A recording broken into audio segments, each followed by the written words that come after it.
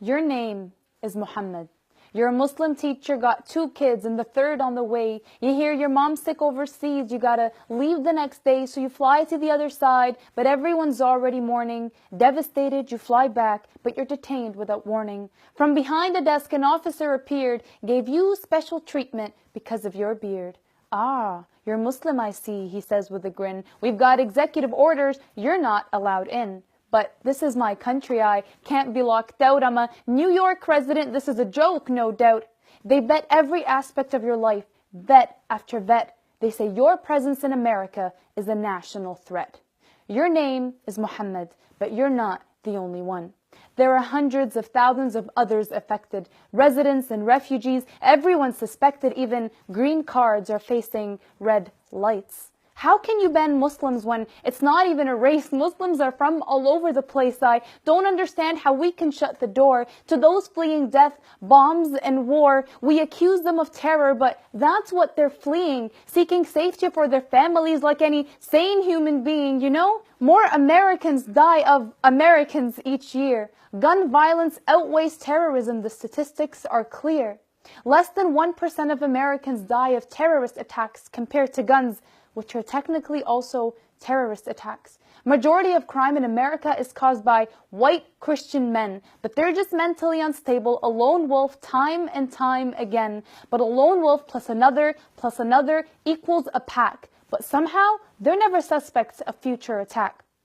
If you want to end refuge, then the meddling must stop. If you leave other countries be, the asylum will drop. You want to stop refugees? Then stop the war. Stop funding weaponry, pull away your core. The U.S. is the world's #1 weapon supplier. Is making money or making peace the ultimate desire? You see, when it gets too cold, birds start their migration. They find someplace warm in any other nation, because if they stay in the cold, they'll literally die. They need somewhere safe where they could live and fly. So they head down south to any country on the way, and just like that, they're welcome to stay. You never see the home birds scream and shout, "There's no room for you, kick them out." They welcome them in with open wings. You could stay here till it's time for spring. It's sad when animals are more free than humans. Borders are just lines on a map drawn by hand. You say, "God bless America," but forget it's his land. They say, "Let's make America great again." But were things really great back then, when the white man had more power than the black, when he could own him as property or whip his back? Or was it Jim Crow's laws that called for segregation, a move that literally divided the nation where non-whites had no rights? How about killing the indigenous, anyone in the way? Or how about the infamous KKK? Or was it when Jews were denied refuge in World War II? Is that the time you want to go back to? When voting was only for the one sex? When the workplace had no room for chromosome X? Back then was a time only for white men. Is that making America great again? America was great when they ended these acts, not when they created them. Not when the land of the free puts chains on freedom. We're an educated generation. We won't let history repeat. Injustice never wins. We won't accept defeat.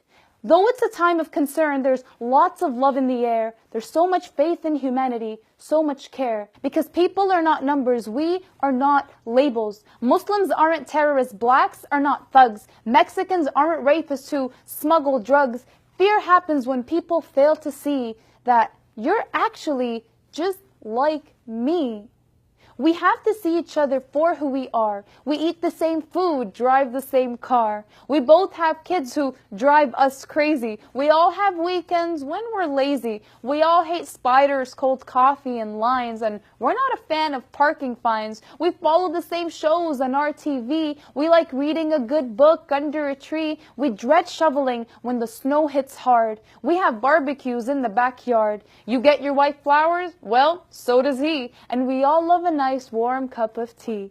We love it when Nana makes a home-cooked pie, and when we watch The Notebook, we always cry.